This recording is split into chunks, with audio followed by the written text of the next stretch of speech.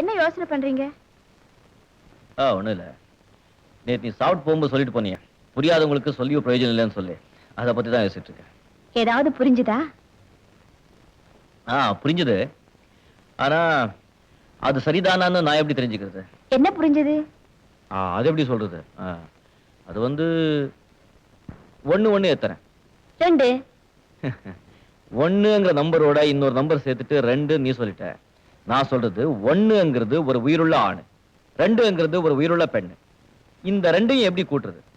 2க்கும் மனசு பொருந்திருந்தா கூட்டல் சுலபம். சரிமா, மனசு பொருந்து இருக்குன்னு எப்படி தெரிஞ்சுக்கிறது? உண்மையான காதல் 2 பேருக்கும் இருந்தா கண்ணுல ஆரம்பிக்கும், புன்னகையில வளரும். அதிலேயே புரிஞ்சுக்கலாமே. அப்படி ஒரு நிலைமை உனக்கு ஏற்பட்டா நீ என்ன செய்வ? ஏற்பட்ட என்னவா, ஏற்பட்டிருக்கு. நான் அவரை சந்திக்கிறேன், பேசுறேன், சில சமயம் அவர் கூடவே சேர்ந்து சாப்பிடுறேன். அவருடைய பார்வையில அவருடைய எண்ணத்தையும் புரிஞ்சுக்கிட்டேன். அவராவே அதை சொல்லட்டும்னு காத்துட்டு இருக்கேன்.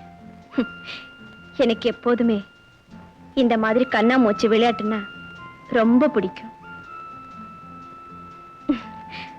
அவர் வாயில புளியோதரை அடிச்சுக்கிட்டு மெல்லவும் முடியாம முழுங்கவும் முடியாம அசட்டுத்தனமா சிரிக்கும் போது பாவமா இருக்கு. அவரா எப்பத்தான் சொல்றாருன்னு பாக்குறேன்.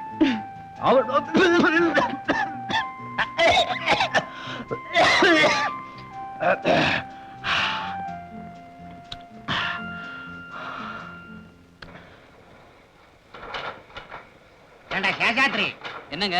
ஒரு சந்தேகம். என்ன? வந்து ஆமா, நீதான் உப்பு மண்ணாச்சே. வீடு கட்டவங்க நாய்க்குள்ள விளைச்சலுக்கும் பிரயோஜனம் இல்ல. சந்தானா, சந்தானா, வந்து நீ வேண்டாப்பா, 1000 பிரச்சனையில குழம்பி போயிருக்கிற. உன்கிட்ட பேசுறதே தப்பு. அமுதா, என்ன சார்? நீ சொல்லு.